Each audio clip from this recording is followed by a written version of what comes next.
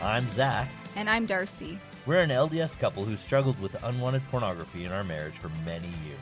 What was once our greatest struggle and something we thought would destroy us has become our greatest blessing and triumph. Our hope is that as you listen to our podcast each week, you'll be filled with hope and healing and realize that you too can thrive beyond pornography and create the marriage you have always desired. Welcome to Thrive Beyond Pornography. We're so glad you're here and we believe in you. Hey everybody, and welcome to another beautiful Monday.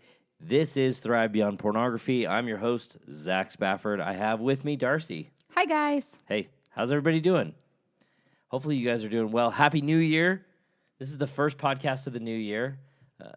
I had a great New Year. We have a really great balcony that overlooks part of St. George, and we can see all the fireworks, and people light off fireworks every holiday, it seems like. I mean, we had 4th of July. Nobody did it on Christmas, but 4th of July, July 24th. All the legal days. All the legal days.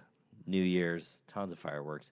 So if you're listening to this podcast, we're excited to see what you will do in 2023, what it's going to bring you, and how your life is going to change for the better by not just overcoming porn, but by putting yourself in a position to thrive. If you're ready to make 2023 the year that you thrive beyond pornography, join us this Thursday for our free masterclass at 6 p.m. Mountain Time. You can register at zachspafford.com/free call. We're going to be talking about the one shift you need to create a life where you can thrive beyond pornography. And just to start there, I think you can, being able to thrive beyond pornography or create a life where porn is no longer part of your life. You can do that whether your spouse participates in that conversation or not. But doing it with your spouse can create the relationship that you have been dreaming of. In the process of working with the hundreds of men and women, there is a clear advantage for those who are married and who do the work with their spouses. So today, we'd like to talk about 3 distinct advantages that come when you and your spouse work together on the process of thriving beyond pornography. And those 3 advantages, I'm just going to name them out here for you, and then we're going to talk about them. Number 1, she's going to see you more clearly than anyone. And we're going to talk about what that means and why that's important. The number 2 is she's going to be able to move beyond betrayal more effectively. And for those of you who have a wife who is struggling, who is frustrated, who is in a place that is unhappy, this is going to be a game changer. And and you're going to mention this podcast a little bit later, so I don't want to jump the shark here, but we have a client whose wife listened to a podcast that we did a couple weeks ago that she listened to that and she was like, wait, I didn't realize how much work I still had to do in this process. He's going through his own version of this process, and she didn't realize, she thought she was pretty good about it all, and then she heard this podcast and she thought, oh my gosh, I've got so much to do. And then number 3 is thriving isn't just stopping pornography viewing, and we're going to talk more about that. So first, let's talk about she's going to see you more clearly than anyone. So if you are truly ready to overcome pornography and begin to thrive, the perspective of your spouse is really essential. This is a vital role that our closest person can play for us. Seeing ourselves more clearly can be difficult without some external input. I think a lot of coaches say it's tough to read the label from inside the bottle, and this, I think, is a really good example of that. So, Darcy, how have you been able to see me more clearly and help me see myself through your insight? All right. So, no one knows us as well as our spouse does. There's not a single person on the planet that genuinely knows us like our spouse does. When you live with someone and you're in that close quarters, you see everybody, you see what your spouse is doing. You genuinely begin to track them and understand what it is that they're doing.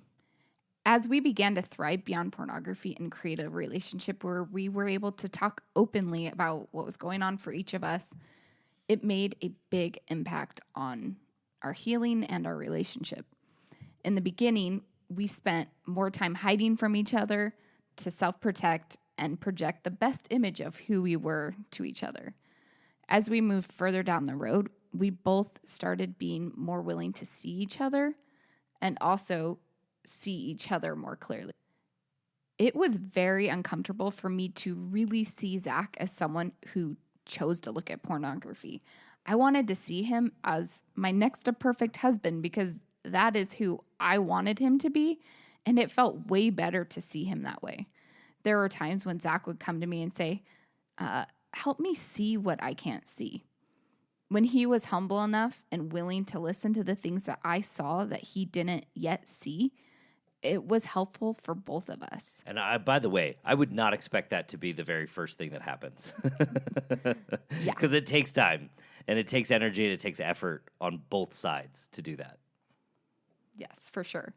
So this was not me like forcing him to see what I wanted him to see, but it was him genuinely coming to me, wanting to be better, wanting to understand what it was that I saw in him that he was struggling to see himself. This is not an easy thing to do. We as humans don't typically like hearing and seeing what it is that our partners see about us. It's hard to confront the ugly parts of us that we would prefer to hide from and not see. There were times I would notice patterns in Zach's behavior that if he was willing to hear, I could point out to him. There were definitely times when he didn't want to hear what it was that I had to say because it was hard for him to hear the truth, to really take in and listen to what it was that I thought about him, that I saw in him. He didn't always like the reflection of who he was being held up in front of him so clearly, right? Because when our partner's like, hey, this is what I see you do. This is how I see you. This is what your behavior is and how it's impacting me. Yeah, that's a really hard mirror to look into and do that in a humble, willing you have to attitude. you have to be willing to reflect on that behavior and go, okay, what is it about that behavior that I can stand behind, and what is it about that behavior that I cannot stand behind, that I can see isn't benefiting my relationship and it's not benefiting me, which is a different lens than I think we often bring to these things. Oftentimes we drop into defense, and this is not an easy thing to do, but it is an essential thing to do if you want to be able to get better, both at dealing with your emotional state so that you're not choosing pornography, but also creating the relationship that you want. This is refounding it. This is like putting it up from, ground zero to what you want it to look like. This is a concept that absolutely goes both ways. There were many times when Zach was able to help me see things that I either didn't see about myself or that I didn't want to see or that I was just completely unaware of. Yeah, absolutely. So 2, she'll be able to move beyond betrayal more effectively. One of the most difficult parts of creating a relationship that can thrive beyond pornography is healing from the disorganization that comes when a husband or a wife learns of their spouse's pornography use. It really can feel like you are carrying around a boat anchor until this part of what's going on gets resolved. One thing that I've observed over the years of doing this with many of my clients that I've worked with that have made these, remarkable progress toward the goal of becoming porn-free is that newfound triumph has often been dampened by the real and meaningful feelings of a spouse who has not yet been able to heal from the loss of what she thought the marriage was and who she thought her spouse was. Darcy had this vision of who she thought I was and who she thought I should be, and I wasn't living up to that. And then when I told her I had this pornography struggle, that really was disorganizing for her. She thought I was someone. Crushing. Yeah. It was crushing, right? To have, it essentially felt like the rug was pulled out from under me because it was so different from what I thought my marriage was and who I thought Zach was. Right. So what have you done to move beyond the sense of betrayal that you had when you found out that I had been using pornography? So if you go back and listen to episode 170, it's titled, I think, 6 Shifts That Helped Me Move Beyond Betrayal. I talked in detail about some of the things that helped me really move beyond Zach's pornography struggle. So if you haven't listened to that episode, I suggest you go back and do that. However, I would like to share one story that comes to mind when I think about how I have been able to move forward. So in my mind, I have this grand idea of what it meant and what it looked like for Zach to choose pornography. I often viewed it as a personal attack against me.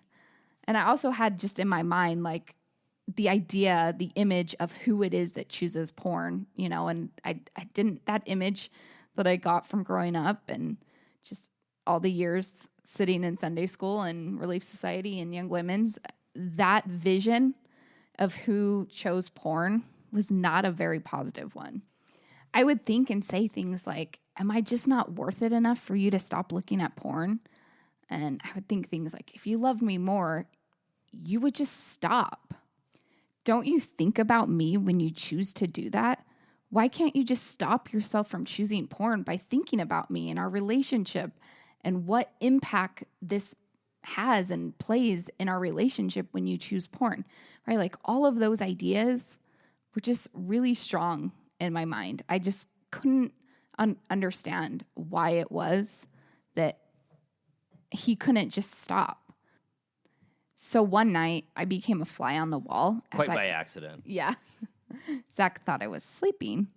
Anyways, and I watched Zach desperately try to find something, anything that he could find that would be, you know, sexually arousing or exciting. And I, for the first time, was able to see Zach and his struggle with pornography so clearly. We talk about this in a previous episode titled, like, The Last Time I Went Down the Rabbit Hole or something like that.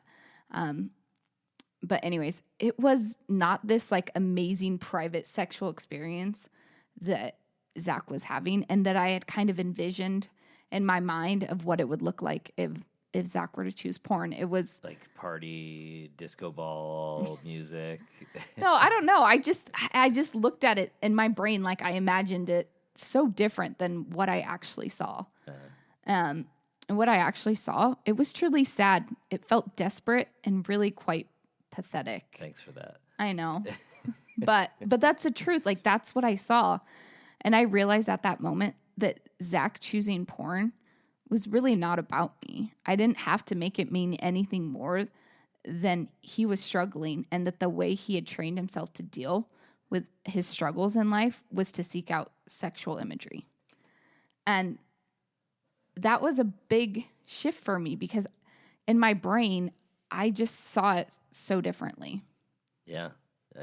I think a lot of partners see their spouse's choice around pornography as a personal affront, and that their choice is about them. And I think this was a really clear, like, space for you to see that it wasn't about you, and how that allowed you to just kind of step beyond that sense of betrayal and move to a place where this no longer was a meaning frame that was directed at you, but it was a meaning frame that I used to manage myself. Mm-hmm. And that allowed you to just step away from it. How did that help you become maybe a more effective partner in our relationship? So I think this experience, just with pornography in general, has helped me to be more honest with Zach about who I am and the things that I struggled with. You know, for a lot of years, I kind of viewed Zach as perfect. And if Zach was perfect and I wasn't, then gosh, I got to hide myself, right? And so realizing that we're both perfect humans has been really quite freeing for me.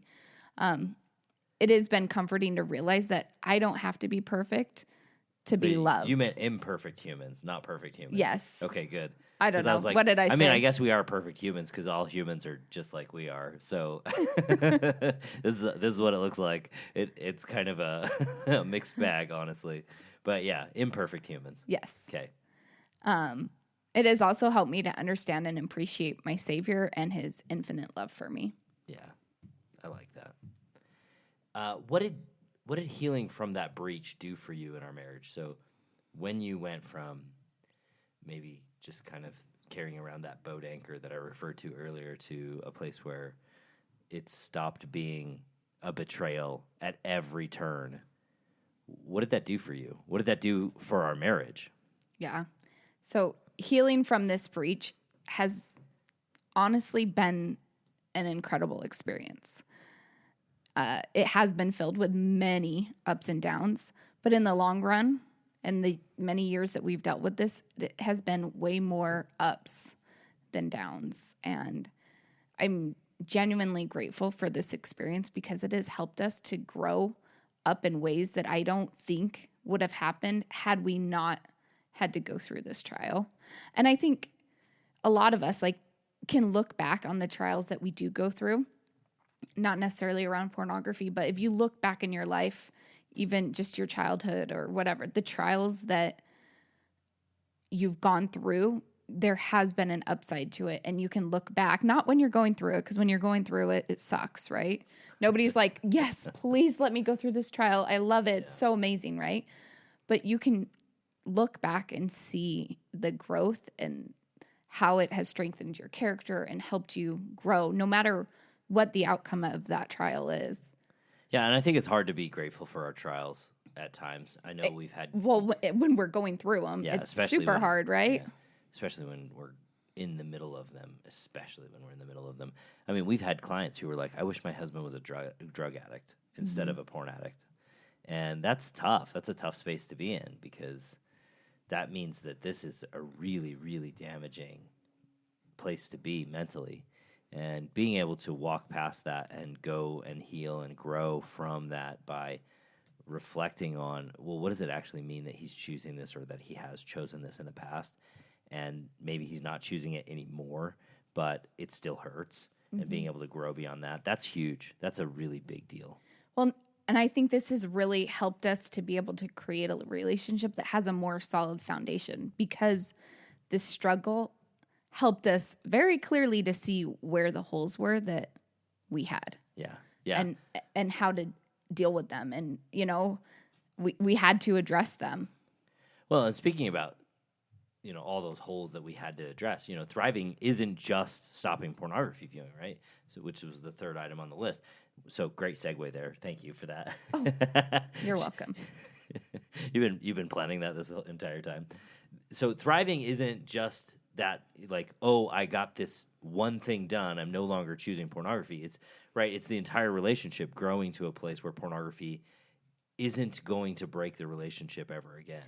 And I think I want to be clear here too that this doesn't necessarily mean that pornography is 100% gone. I don't think it has to be to get to that place where you can thrive. Mm-hmm. Because even if you have the right tools and a solid foundation, if there is a moment where you choose porn for 5 minutes, that 5 minutes doesn't have to, completely dissolve your entire foundation and ruin everything that you've created. Yeah, and that's not to say that there isn't a place where you can get to where porn no longer is a struggle. It is simply to say that you're living with a human, and that human is going to make mistakes. Sometimes that means they're going to maybe look at porn for a minute, and sometimes that means they're going to do something else. It doesn't really matter what it is. These tools are about building a relationship where you can overcome and surmount any difficulty that comes your way, including pornography. Yeah. Especially pornography. And, the reason that this is the reason that we updated the name of the podcast to Thrive Beyond Pornography is that even though people can stop viewing pornography, there are elements of life that don't automatically get fixed when that, switch is flipped. Let's just say tomorrow, everything else remained the same, and tomorrow you never looked at porn again. Would everything be good in your relationship? And I would pretty much guarantee the answer is not entirely, right? So that's what we're talking about. Because if it's not pornography, it's something else, right? It's more just learning the tools and how to interact with your spouse around challenges. That is what it's all about. Right.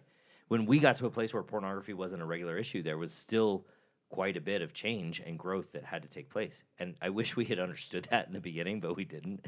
Our real lives took the path of reframing the problem, moving beyond pornography, moving beyond betrayal. And then we had to refound the relationship on more solid footing. And after that, we had to learn ways to interact and react to each other that created the thriving marriage that we have now. I think how we refounded our relationship started with me realizing that Darcy wasn't going to be able to make me happy. Right? There was nothing she could do in her day-to-day interactions with me that was going to create happiness within me. I had to do that work myself. I also had to learn what my real priorities were, and then I had to begin living them. Now, am I perfect at that? Darcy will tell you I'm not. I am not. I'm definitely not.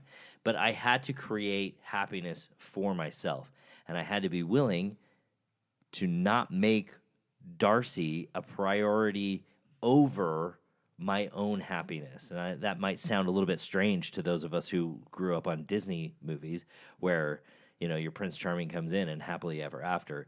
But it's not about not making Darcy a priority. It's not making her a priority over who I am and who I want to be and holding on to myself. I had to start going and doing things that I liked doing. I had to create a space where I belonged to myself while still being able to choose her.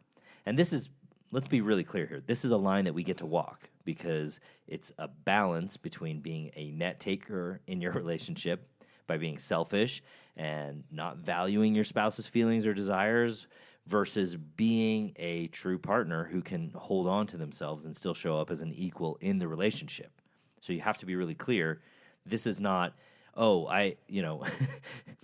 Zach says that today I just have to do whatever makes me happy and create my own happiness and then ignore your wife for the rest of your life. That's not going to work, buddy. This is really about making sure that you hold on to yourself in those conversations with her. Make yourself a priority, not just being a doormat, but also being a partner at an equal level. And so many of the men that I work with, man, this is a tough thing because they're in that nice guy mode and they're just like, if I could just make her happy and if she could just make me happy, we'd be all right. So for you, what did you do, Darcy, in that period to refound the relationship and really step into the relationship while holding on to yourself? Yeah. So for me, I stopped waiting on whether or not you chose porn or didn't choose porn. Didn't choose porn, I think is how I should say that, to feel the way I wanted to feel.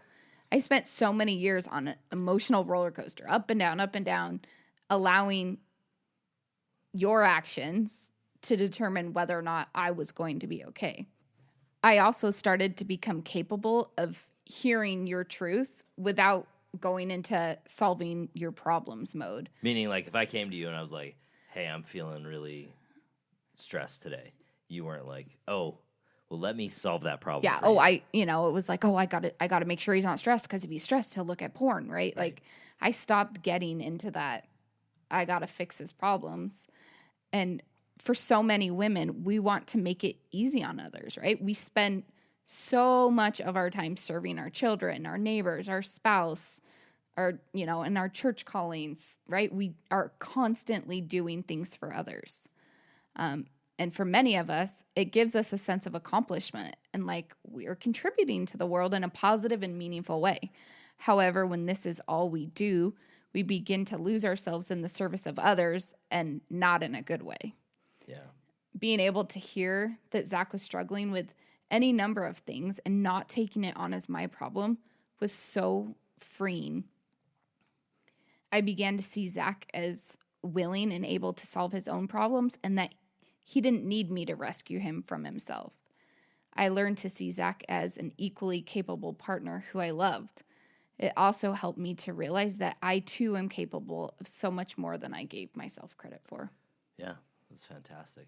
And this is such hard work. It really is. It's really hard work. And I want to help you guys overcome porn and create the relationships that you want. Also, it's really hard. Yeah. And that's a terrible sales pitch. So I'm sorry, those of you who are listening, but it really is. It's the hard work of being able to stand in what I call the breach and look out at the storm and face it, that you are going to have to face at one point or another, no matter what. And if you can face it willingly and with your eyes wide open, you can start to see the things that you can change. Because there are some things you're never going to be able to change. There's some things that you're not going to have any control over.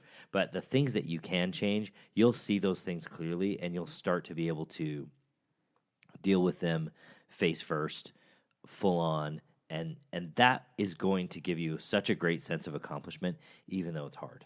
Well, and on that note, everything's hard, right? It's hard to not do this work. It's hard to do this work. So it's like, I can either choose to do the hard that sucks and doesn't ever seem to get better, or I can do the hard that's going to get me to where I want to be. Right. And I would choose the hard that's going to get me the end results that I want all day, every day. Yeah, and I think that's, you put meaning behind things. When you put meaning behind the work that you're doing or the hard that you're feeling, that's when it starts to become worthwhile. So if the meaning that you're putting behind the hard is, well, I just have to endure this forever and, maybe in heaven it'll get better, then I think that's a very difficult meaning to live with for too long. Whereas if the meaning that I put behind it is, if I can face this with my eyes wide open and with a willingness to change and grow, then I know that I can thrive and have a good life right now. I don't have to wait. And that to me is so valuable. It's so much more valuable than the idea that I got to wait until Jesus comes to make it all better. Not that he won't. I'm just saying, if I have to wait till then, I don't want to wait till then. I'll be honest. I'm impatient, but I also I don't necessarily want to do the hard work. So you got to make that choice. You got to be willing to take that leap. Yeah, and I just keep going back to this idea of we are so hung up on perfection in this area. Yeah. And we've got to get to perfect to be good enough, to be lovable, to be okay, to be in a happy marriage. But if we can look at it as progress over perfection, it's going to get us to happiness, I think, a lot faster. Yeah. If we can celebrate the wins and see progress as a win, that is so, so valuable in this process of eliminating pornography from your life, 100%. All right, my friends, we're so grateful that you are here. Don't forget to register, zachspafford.com/free call, and Happy New Year. We love you guys. Please reach out to us. We want to hear from you. We'll talk to you next week. Bye. Thanks for listening to Thrive Beyond Pornography. If you're seeking guidance and support to overcome pornography for good and begin creating a thriving life beyond it, check out my free webinar, How to Overcome Pornography with Skills That Actually Work. You'll learn practical, proven skills guided by an expert coach who has personally overcome pornography. Whether you're getting started for just yourself or along with your spouse, Darcy and I can teach you the tools that will help you put your life on the right path for you. Be sure to check out the show notes for a direct link, and if you could take a moment to leave a review wherever you listen to podcasts, it would mean the world to us. Your reviews play a significant role in helping others discover the show so they can join us on this transformative journey. Thank you for being part of the Thrive Beyond Pornography community. Until our next episode, stay strong, stay focused, and keep thriving.